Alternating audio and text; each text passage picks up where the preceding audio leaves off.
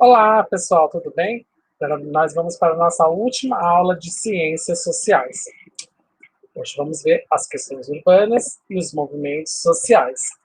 A cidade é considerada um local privilegiado para análise da mudança social e revela o custo do desenvolvimento econômico. Como expressão das relações sociais, a cidade expressa as desigualdades, pois o lugar que o indivíduo ocupa nela é dado por sua condição econômica. A concentração da população pobre em bairros periféricos revela os efeitos devastadores da aglomeração urbana.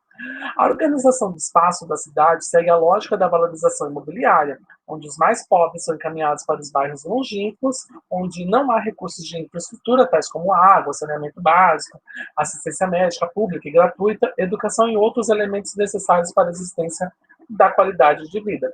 A formação da multidão é um fenômeno das áreas urbanas que causa a exposição das necessidades das massas despossuídas. Atualmente, 80% da população vive em áreas urbanas. Nos anos 1950, 2/3 da população estavam no campo. Em termos de emprego, a mesma dinâmica que expulsou a mão de obra para as cidades, criando imensas periferias caóticas e miseráveis, hoje reduz a própria base urbana de emprego.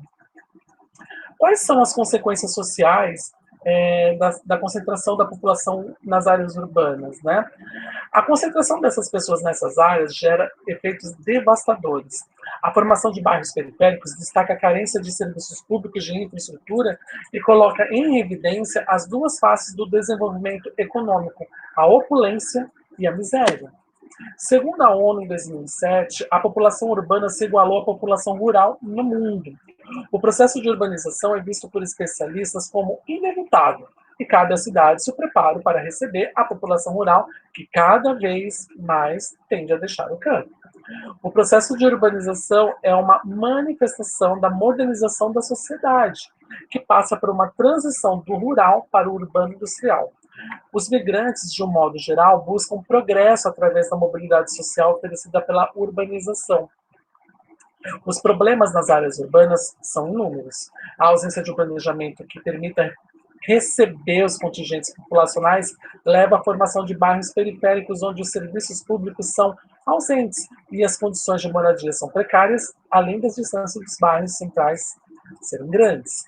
Para Araújo, o grande êxodo rural das últimas décadas conduziu ao crescimento desordenado das cidades brasileiras, que não contavam com uma infraestrutura adequada para receber esse contingente vindo do campo. O geógrafo Milton Santos relata que o problema crítico das cidades é que elas se tornam cidades sem cidadãos. Né? As carências dos bairros periféricos das grandes cidades constituem um obstáculo para a participação da população pobre na vida pública. Né?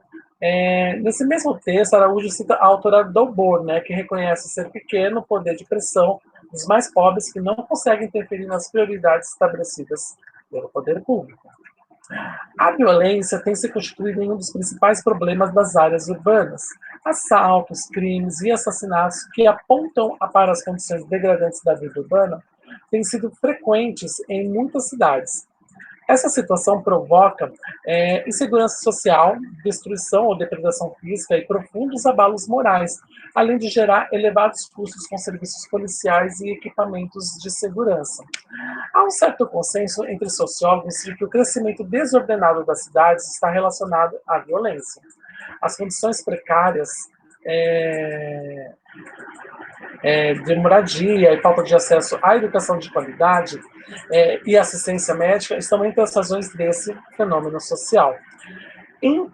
Entre 84 países do mundo, o Brasil ocupa a quarta posição de mais violento, com a média de 27 assassinatos por 100 mil brasileiros.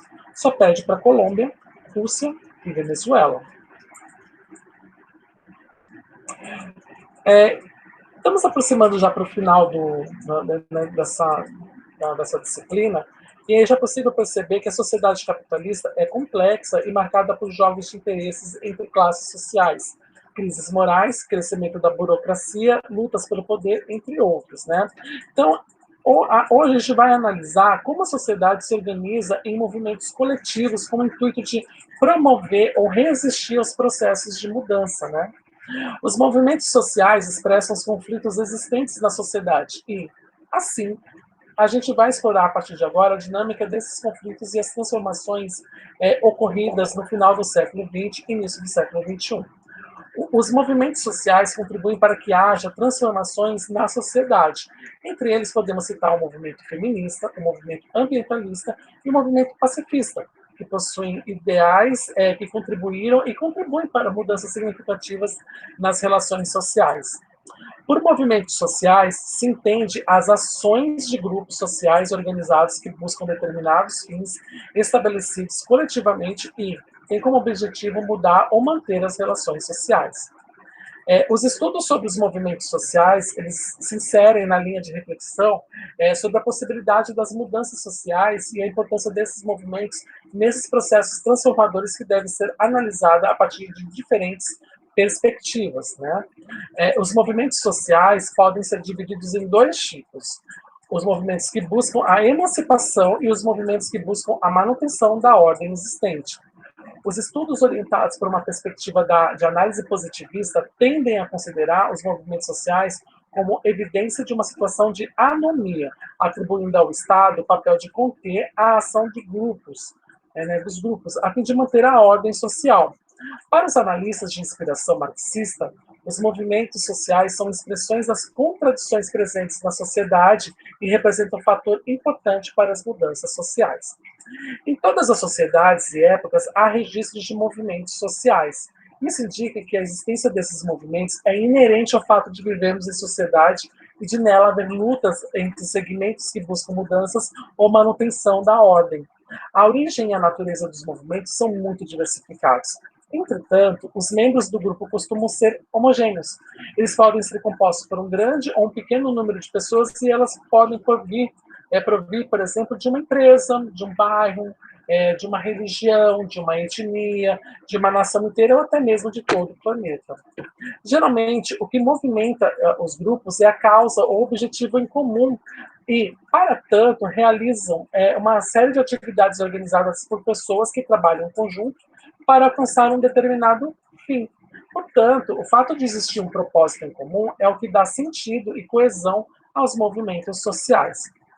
Há uma tendência em nossa sociedade de criminalizar os grupos que se organizam em defesa de seus interesses. Contudo, é preciso considerar que os movimentos sociais procuram interferir na elaboração das políticas públicas, das áreas econômica, social e cultural, algo que o indivíduo isoladamente não conseguiria. Para Manuel Castells, todos os movimentos sociais refletem a sociedade e entram em choque com as estruturas sociais. O Castells os define como: chamamos de movimentos sociais a todas as formas de mobilização de membros da sociedade que têm um objetivo comum explícito. Os movimentos sociais são o objetivo por excelência da sociologia dinâmica, permitindo o estudo dos processos sociais e das mudanças. Ou seja, as atividades exercidas pelos movimentos sociais servem como objeto de estudo para todas as áreas de conhecimento. Os sociólogos, em geral, em especial, através da realização de pesquisas e estudos, constataram que a existência ou ausência de dinamicidade em uma determinada sociedade é justamente gerada pelos movimentos sociais. A ideia de conflito associado à ação coletiva constitui um elemento importante para a compreensão dos movimentos sociais. Não se deve confundir o movimento social com turbas, que são ações de multidões voltadas para depredações e linchamentos, pois estas não possuem claramente objetivos em comum ou sistemas de organização. Os movimentos sociais expressam conflitos de classe, de resistência à autoridade e de pressão sobre o sistema institucional. Eles são consequência das tensões cotidianas e frutos dos esforços coletivos para superar uma situação indesejada. Né? O Turenne expõe que o movimento social não é a expressão de uma intenção ou de uma concepção do mundo. Não é possível falar de um movimento social se não se pode, ao mesmo tempo, definir o contramovimento ao qual ele se opõe. Né? Então, nesse sentido, o que define os movimentos sociais é a combinação entre os princípios de identidade, de oposição, de totalidade e de atuação coletiva nas ações da história. Ainda segundo Turenne, o princípio de identidade é a definição do ator por ele mesmo. O movimento social só pode se organizar se essa definição é consciente. Essa consciência geralmente precede a formação do movimento. A identidade se refere à autoidentificação, ou seja, a quem fala e em nome de quem, ao que representa e significa o movimento perante a sociedade, qual é o problema a ser resolvido, entre outros. Né? Então, portanto, a definição da identidade do movimento diz respeito ao grupo social que representa. Estudantes, mulheres, sem terras. É preciso que as pessoas se percebam enquanto oprimidos com interesses comuns. A identidade é elemento fundamental para que os indivíduos ajam coletivamente. Então, o princípio da oposição é essencial no sentido de identificar o adversário, pois o movimento só se organiza caso o opositor possa ser apontado. Além disso, é somente a partir do conflito que o adversário surgirá e isso formará a consciência dos participantes do grupo. Assim, é necessário que o movimento saiba claramente quem ou o que se opõe e saiba também quais os grupos sociais terá que enfrentar. Contra quem ou o que luta o movimento sem terra, o movimento sindical urbano, o movimento feminista e o movimento estudantil, por exemplo. Né? Já o princípio da totalidade diz respeito ao caráter das reivindicações do grupo. Por exemplo, as reivindicações do movimento sindical vão além do aumento do salário, luta-se pelos direitos sociais. Né? O movimento estudantil vai além das reivindicações específicas de um grupo, luta-se pela melhoria da qualidade de ensino para todos. Nesse sentido, as bandeiras de lutas adquirem conotação de defesa e princípios e valores básicos da sociedade. Todo movimento social está inserido num campo histórico, em um contexto social. Isso significa que tanto as pessoas que dele fazem parte como seus adversários tomam atitudes no decorrer do movimento que são partes de um todo. Nada ocorre de forma isolada, mas há uma dependência do outro que acaba por interferir no campo de ação histórica sob a forma de uma atuação coletiva. Touraine, eu sempre falo errado em francês, Touraine, ainda relata que nos movimentos sociais a alienação está relacionada às chamadas classes sociais, isto é, aquelas que dominam e aquelas que são dominadas. Ainda para ele, a alienação seria como desabrochada consciência individual ou coletiva, submetida à atração contraditória da participação dependente e da consciência de classe. A primeira impede considerar a sociedade como um conjunto de relações sociais e impõe a imagem de uma ordem moral, a qual se deve adaptar para não se tornar culpado. A segunda impede essa adaptação e produz a recusa na falta de conflito. Isso envolve a consciência alienada em um isolamento que só pode ser destruído pela agressão contra a ordem estabelecida.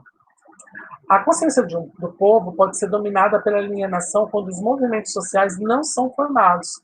Geralmente, a luta de um movimento não se dá somente contra o seu adversário, mas antes de tudo se dá contra a própria apatia do grupo. É por isso que é normal encontrar grupos que são incapazes de lutar contra eles mesmos ou lutam de forma alienada.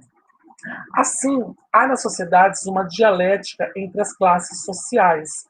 Né? Touraine esclarece que a classe superior é dirigente e dominante ao mesmo tempo. Ela cria modelos culturais e organização social e também submete toda a sociedade aos seus interesses particulares. Já a classe popular já ao mesmo tempo, defensiva e progressista. Né? É,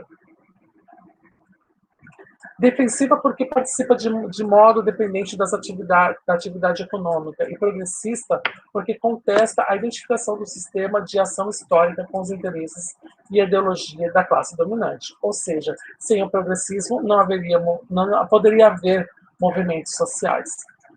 Então, o movimento social ele pode se transformar em um transmissor de valores ou em um transmissor de contradições, né? Todo movimento social deve ser portador de uma ideologia, de uma organização e de uma liderança. Né? Eles podem ser constituídos por grupos que têm objetivos em comum e são minuciosamente organizados sob uma direção central, como o movimento sem terra, por exemplo. Né? O grau de organização de um movimento como o movimento sem terra surgiu do próprio crescimento do número de adeptos da causa espalhados por todo o país.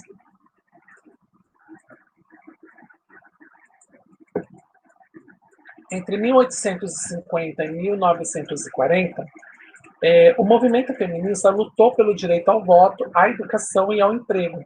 O Código Eleitoral de 1932 restringia o direito de voto às mulheres casadas que tivessem autorização dos maridos e algumas solteiras ou viúvas com renda própria.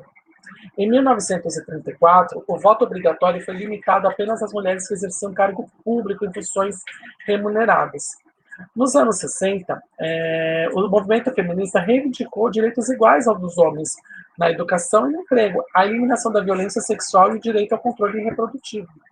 As mudanças nos padrões culturais da sociedade industrial e o aumento da participação feminina no mercado de trabalho contribuíram para a eclosão do movimento feminista. A partir dos anos 1950, os jovens se rebelaram contra os padrões culturais vigentes, o que culminou com o movimento hippie e os outros movimentos pacifistas. Ainda, o crescente processo de politização da juventude contribuiu para que o movimento estudantil ganhasse evidência. O crescimento da urbanização brasileira permitiu a eclosão dos movimentos sociais urbanos ligados à luta por saúde, habitação e educação. Esses movimentos são associados à luta dos setores populares pela sobrevivência. Em análise sobre os movimentos sociais urbanos surgidos no Brasil a partir dos anos 1980, o Cardoso indica que esses movimentos buscavam valorizar a autonomia, a ação direta e a igualdade entre seus membros. Santos chama a atenção para o que denomina novos movimentos sociais, que identificam formas de opressão não baseadas exclusivamente nas relações econômicas. Esses novos movimentos podem ser exemplificados com as lutas sociais contra o machismo, o racismo, entre outras, e, desse modo, sua atuação não está pautada somente na busca pelo bem-estar material. Os movimentos sociais contemporâneos podem ser divididos em movimentos de interesses específicos de um grupo social, como, por exemplo, o movimento das mulheres e dos negros, e também o movimento de interesses difusos, como a ecologia e o pacifismo, né? Lutando por causas subjetivas, esses movimentos buscam emancipação pessoal e não social. Por isso, se verifica certo distanciamento desses grupos do Estado, dos partidos e dos sindicatos. A luta pela reforma agrária sempre foi uma reivindicação que uniu camponeses, né? Desde os anos 1980, o movimento dos trabalhadores rurais sem terra, ou MST, ela ocupa terras no campo e encontra adeptos em todo o país. No Brasil, os movimentos sociais ganharam evidência no período crítico da ditadura militar, entre os meados dos anos 1970 e 1980.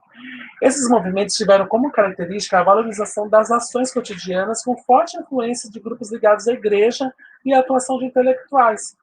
Os movimentos significativos desse período foram o movimento contra a carestia, o movimento contra o desemprego, o movimento popular da saúde e o movimento pela anistia. Há uma tendência em nossa sociedade em criminalizar, em termos éticos ou políticos, os grupos que se organizam em defesa de seus interesses. Porém, é preciso levar em consideração que esses grupos buscam transformar um contexto social que se mostra incoerente e opressor frente aos direitos que o cidadão tem. O movimento feminista gerou e ainda gera mudanças comportamentais. É um movimento que, desde os fins do século XIX, apresenta lutas, dinâmicas e desafios, e é reconhecido tanto nacional como internacionalmente por ajudar a mulher a ganhar espaço na sociedade. Claro que, claro claro está que esse movimento não se desenvolveu isoladamente, alheio ao contexto mundial, mas esteve presente nas relações com o feminismo latino-americano e com as novas dinâmicas em contextos mais amplos, como o internacional. Segundo a Celi Regina Jardim Pinto, o feminismo teve inicialmente três vertentes. Né? A primeira vertente teve como foco o movimento sufragista e, por extensão, a luta pelos direitos políticos da mulher. A segunda vertente do feminismo reuniu uma gama heterogênea de mulheres, intelectuais, anarquistas, líderes operários, que, além do direito político, defenderam o direito à educação e falaram em dominação masculina, abordando temas que eram delicados para a época, tais como a sexualidade e o divórcio. E a terceira vertente se manifestou especificamente no movimento anarquista e no Partido Comunista. Né? Com o golpe de 1937 no Brasil, houve um longo período de refluxo do movimento feminista que se estendeu até as primeiras manifestações dos anos 1970. No entanto, isso não significou que, durante esse longo período, as mulheres não tiveram nenhum papel no mundo público. Pelo contrário, houve momentos importantes de participação da mulher, como, por exemplo, o movimento no início da década de 1950 contra a alta do custo de vida. O novo feminismo nasceu da ditadura, né? A emergência do feminismo em pleno governo Médici determinou que ele surgisse dentro do país e também no exílio. O feminismo no Brasil se fortaleceu com um evento organizado para comemorar o Ano Internacional da Mulher, realizado no Rio de Janeiro sob o título O Papel e o Comportamento da Mulher na Realidade Brasileira. O evento teve criação do Centro de Desenvolvimento da Mulher Brasileira. Então, o ano de 1975 também foi o da organização do movimento feminino pela anistia, fundado por Teresina Zerbini. Teresina Zerbini. As mulheres exiladas nos Estados Unidos e na Europa voltavam para o Brasil trazendo uma nova forma de pensar sua condição de mulher. Os papéis de mãe, companheira, esposa, submissa e dócil não mais serviam. Na década de 1980, o movimento feminista enfrentou a redemocratização. A partir de 1985, foram criadas as delegacias da mulher. Entretanto, o feminismo, as feministas e as delegacias da mulher não resolveram a questão da violência, mas a criação das delegacias foi um avanço na medida em que a mulher passou a ser reconhecida como vítima da violência. Na década de 1990, um grande número de organizações não governamentais, né, as ONGs, apareceu, profissionalizando o movimento feminista. Droga, pronto. É um bichinho. Deixa eu só me limpar aqui.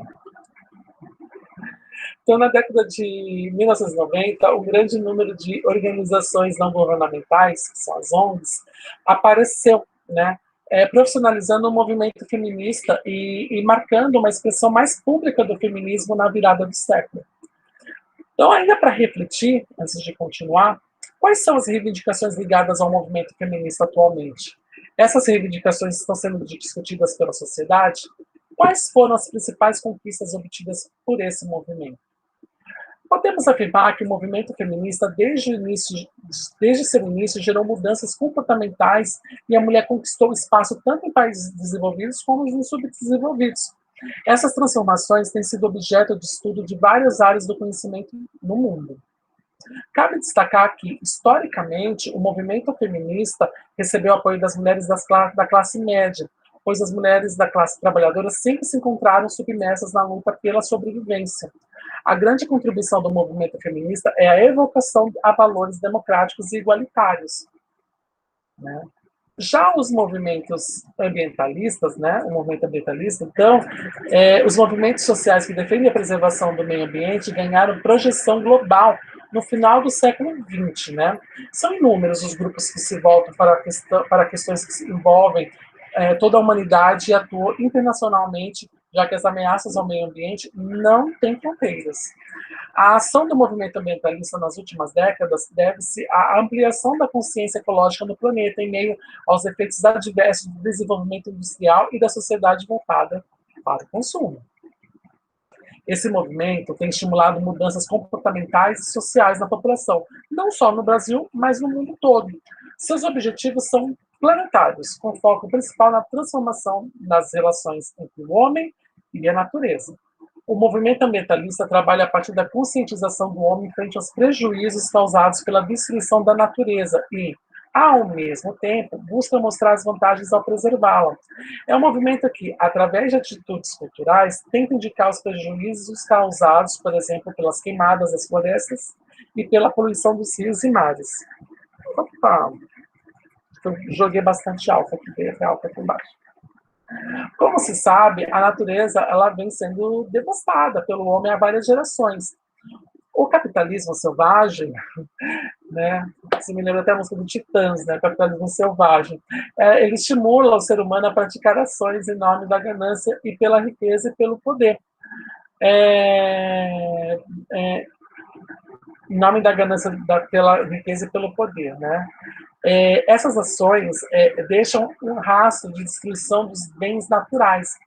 O homem passa a queimar florestas inteiras para transformá-las em pastagem, ao cortar árvores para transformá-las em móveis, a transformar rios em depósitos de lixo.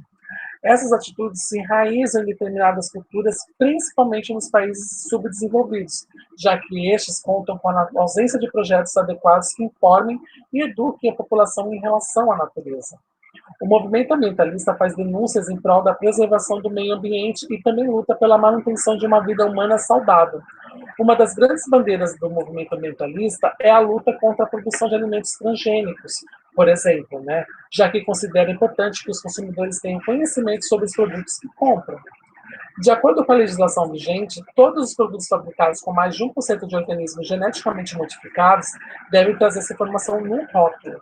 Isso vale inclusive para produtos como o óleo, a maionese e a margarina, em que não é possível detectar o DNA transgênico. Desse modo, o que podemos afirmar é que determinados problemas sociais estão sendo apontados por diversos movimentos, como o objetivo de que sejam resolvidos e, assim, seja possível um melhor entendimento da sociedade, mesmo que seja necessária a mudança de algumas atitudes culturais. Castells, ele coloca que estamos entrando em um novo estágio em que a cultura se refere à cultura, né? Tendo suplantado a natureza a ponto de a natureza ser renovada, né? Ser preservada artificialmente como uma forma cultural. De fato, este é o sentido do movimento ambiental, reconstruir a natureza como uma forma de cultura ideal.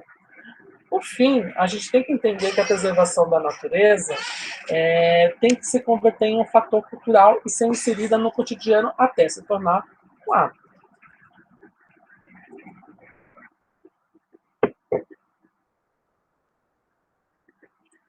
Movimentos da sociedade em rede, né? Então, o fenômeno da globalização trouxe para as sociedades contemporâneas a expansão das novas tecnologias, que influenciaram radicalmente na redefinição dos conceitos entre as fronteiras espaço-tempo, das formas de ação e de interação e dos formatos de relação, de relações sociais com as pessoas e consigo próprio, o que fez com que se ampliassem as relações dos membros dos movimentos sociais e fossem amenizados os limites geográficos existentes antes do surgimento dessas novas mídias. Hoje, as alternativas em relação à forma de obtenção de informação aumentaram. É possível acessar qualquer tipo de conteúdo de qualquer lugar do planeta com apenas um pequeno aparelho celular que cabe em nossas mãos. Atualmente, podemos facilmente adquirir qualquer tipo de informação que antes era controlada e limitada aos canais tradicionais e às grandes corporações e instituições.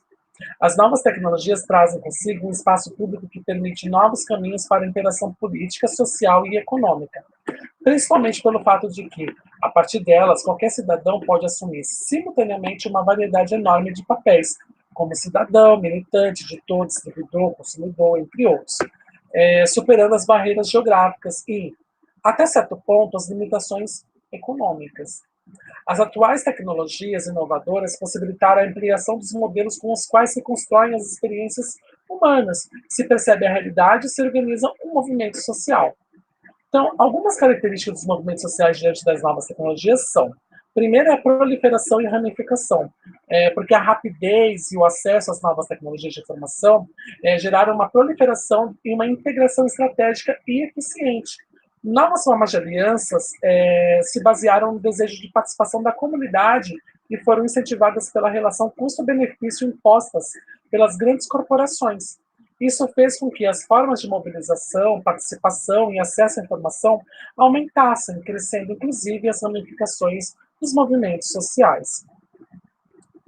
Horizontalidade e flexibilidade. Então, as novas tecnologias promovem uma maior horizontalidade na medida em que se diminuem as hierarquias e a flexibilidade, pois se produzem nós conectados a um número imenso de micro-redes e a eles podem ser instantaneamente ativados. Tendência crescentemente em forma de redes, né?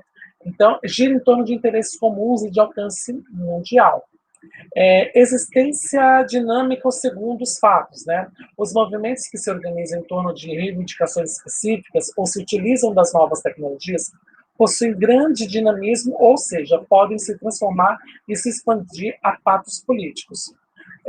Local físico do movimento. Não existe um local físico próprio para encontros ou discussões. Os encontros geralmente acontecem na própria rede. E, por fim, a universalização e particularismo das causas, né? Então, as causas, elas podem ser universais ou particulares, dentro de um grupo. Assim, grupos grandes ou pequenos podem lutar por um mesmo objetivo. Podemos afirmar que o uso das novas tecnologias de informação e de comunicação proporciona, né, a circulação de um grande número de informação. Isso ocasiona grandes mobilizações a partir de centenas de ligações que vão sendo realizadas na rede. Os novos relacionamentos foram constituídos. Os meios possibilitaram a interação de pessoas em âmbito local, nacional ou internacional, o que não quer dizer que houve uma unificação dos movimentos sociais. Ainda segundo Castells, os movimentos sociais tendem a ser fragmentados, locais, com um objetivo único e efêmero, incluído em seus mundos interiores ou brilhando em apenas um instante em um símbolo da mídia. Nesse grupo de mudanças confusas e incontroladas, as pessoas tendem a reagrupar-se em torno de identidades primárias, religiosa, étnica, territoriais, nacionais. O fundamentalismo religioso, seja ele cristão, islâmico, judeu, hindu e até o budista, o que parece até ser uma contradição, né, de termos, é provavelmente a maior força de segurança pessoal e mobilização coletiva nesses tempos conturbados. Em um mundo de fluxos globais de riqueza, poder e imagens, a busca de identidade coletiva ou individual, atribuída ou construída, se torna a fonte básica de significado social. Esses meios de comunicação podem contribuir para a articulação de grupos que portam as mesmas ideologias e se encontram dispersos pelo planeta, surgindo daí a potencialidade de movimentos sociais com estruturas globais.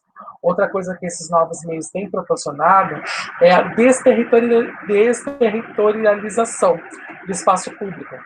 Quem trata, inclusive, desse assunto é o pesquisador e filósofo Pierre Levy. Ele afirma que a emergência das comunidades virtuais, gerais ou específicas, comerciais ou militares, ocasionais ou duráveis, constitui um dos maiores acontecimentos sociológicos dos últimos 5 anos. Essas comunidades virtuais podem duplicar comunidades já existentes, tais como empresas, cidades ou associações, mas podem também se constituir de maneira original no ciberespaço, a partir de uma vontade de comunicação em torno de pontos comuns, quaisquer que sejam entre internautas. Assim, não precisamos mais de um espaço físico definido ou um território. Os novos meios permitem um rompimento de fronteiras e tabus. Já é possível encontrarmos na rede os mais variados assuntos possíveis, né? Religião, feminismo, homossexualismo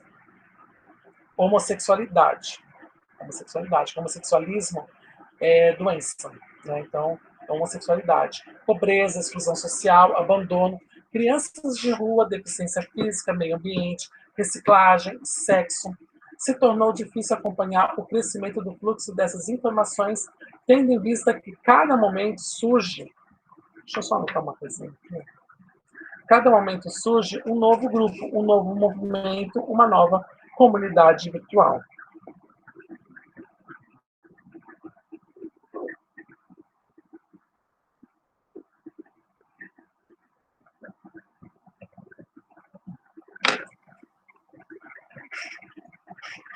Os movimentos sociais ganharam com as novas tecnologias potencialidades de organização e mobilização jamais vistas, podendo unir forças, pressionar governos e partidos políticos, entre outros. Ao mesmo tempo que conseguem realizar essa pressão, se projetam no espaço social e, ao mostrar maior transparência, ganham credibilidade. Maria da Glória Gon identifica essa realidade em sua teoria dos movimentos sociais. O tempo se altera em função dos novos meios de comunicação. A mídia, principalmente a TV e os jornais de grande imprensa, passa a ser um grande agente de pressão social, uma espécie de quarto poder, que funciona como termômetro do poder de pressão dos grupos que têm acesso àqueles meios. As organizações não governamentais, por sua vez, ganham proeminência sobre as instituições oficiais quanto à confiabilidade na gerência dos recursos públicos.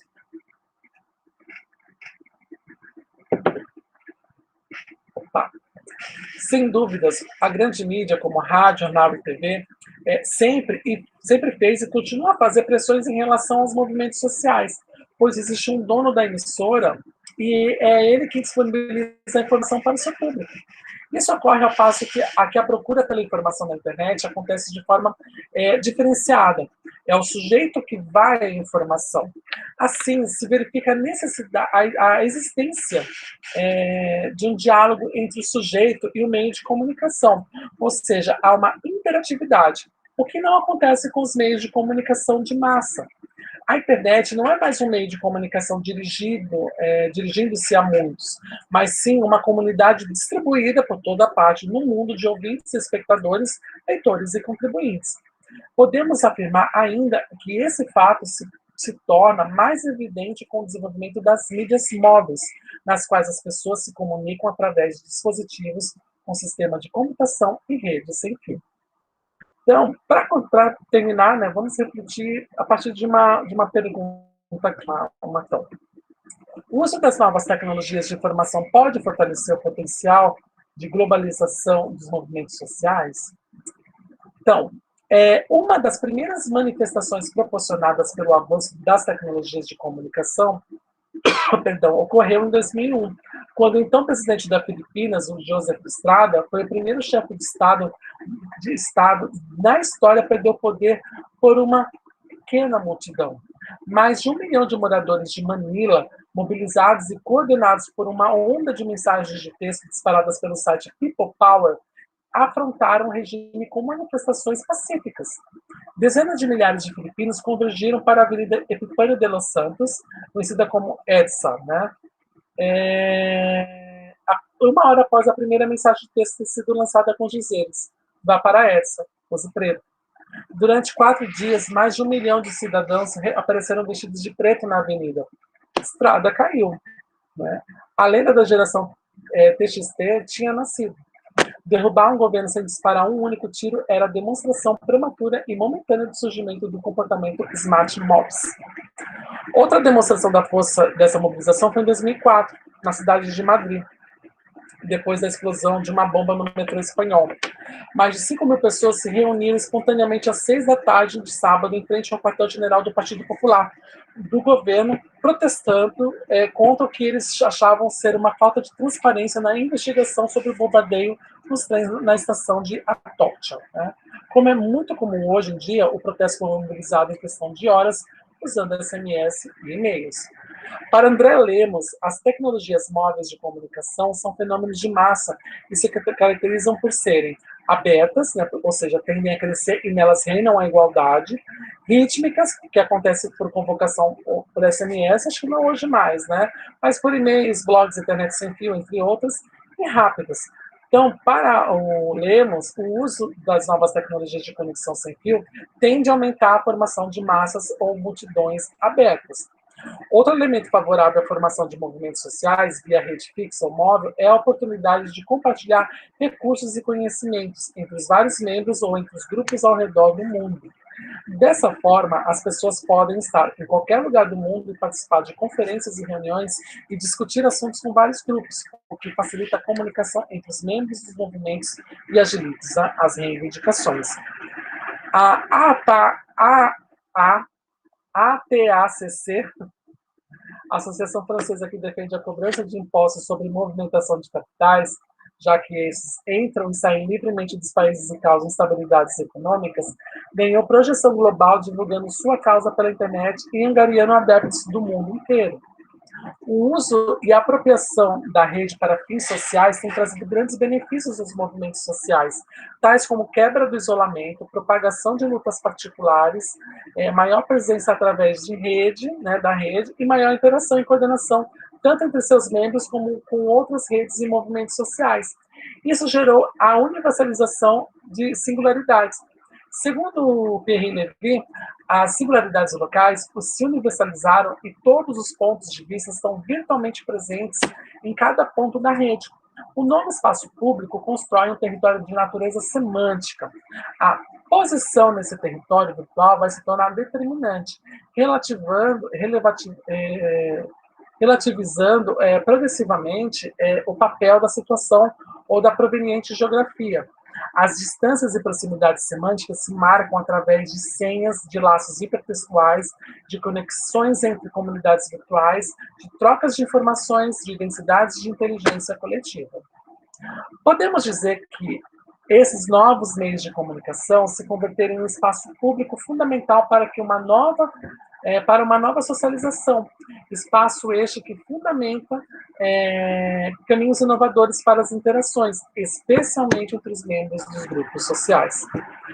O Jorge Alberto Machado, né, que é professor da Escola de Artes, Ciências e Humanidades da USP, ele afirma que está se formando um espaço público importantíssimo que propicia a interação política.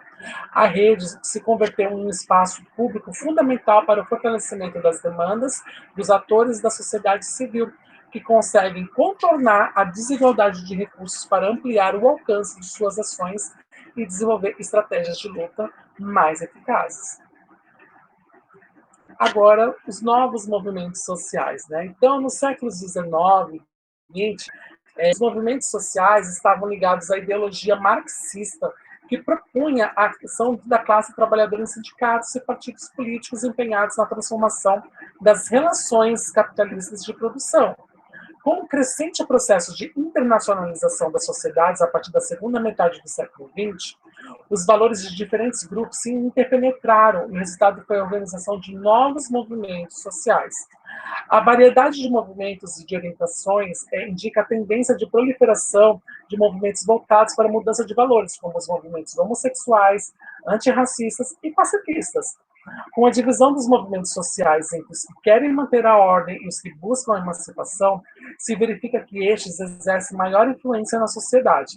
Como exemplo, já citamos o Movimento dos Trabalhadores Rurais Sem Terra, que é o MST, o Comitê em Defesa dos Direitos Humanos, o Fórum Social Mundial, o Movimento Hippie e o Movimento Estudantil.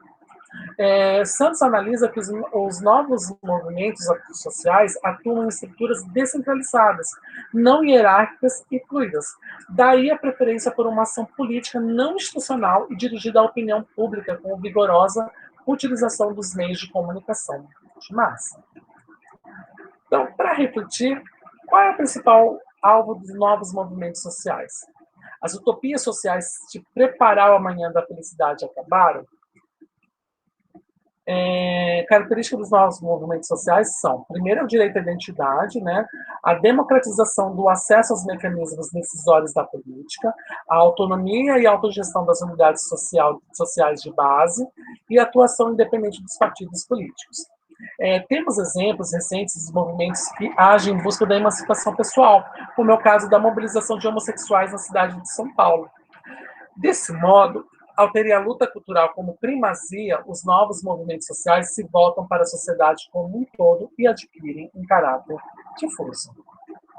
Então, a globalização ele é um fenômeno contemporâneo que possibilita diversos ângulos de análise, que seja social, econômico, político, cultural e tecnológico. Então, sob a perspectiva tecnológica, ocorreram transformações de grande alcance nas áreas de microeletrônica e microbiologia, por exemplo. E esse desenvolvimento possibilitou mudanças significativas nas áreas educacional e cultural, e também na organização dos trabalhos nas organizações. A cultura, ela encontrou horizontes de universalização. O que era local se tornou global, e o que era nacional pôde se tornar mundial. A globalização se manifesta em várias frentes, afetando as grandes e pequenas empresas, os indivíduos e os movimentos sociais. Além disso, ao longo dessas 4 horas, vimos que as relações de trabalho sofreram profundas alterações a partir dos anos 1980 do século XX. Ocorreram mudanças na composição da classe trabalhadora urbana e rural, houve considerável aumento da participação feminina no mercado de trabalho e se manteve a continuidade dos fluxos migratórios, que fazem do camponês um trabalhador urbano.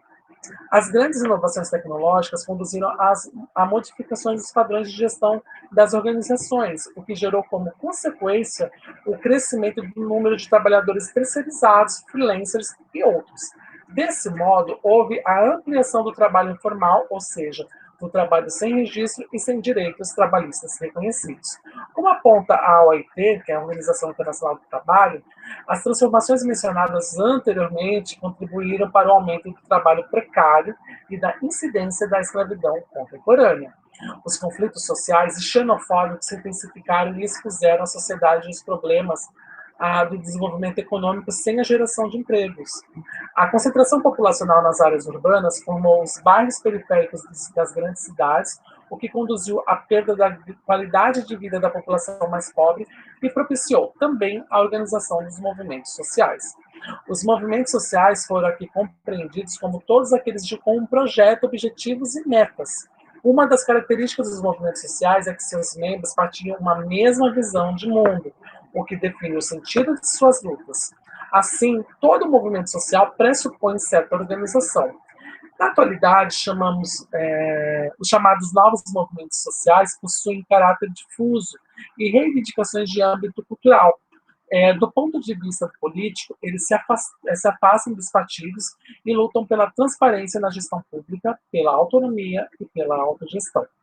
Então, para saber mais, eu vou deixar aqui 5 filmes interessantes para vocês lerem. Cidade de Deus, né, do Fernando Meirelles, que é um filme franco-teuto-brasileiro, né? Em Nome do Pai, né, um filme com o Daniel Day-Lewis, né? Mississippi em Chamas, do Alan Parker, excelente esse filme. Notícias de uma Guerra Particular, que é um documentário nacional. E O Signo da Cidade, que é um filme nacional também. Ok? Então terminamos aqui Ciências Sociais. Ok? Abraço para vocês e até a próxima aula.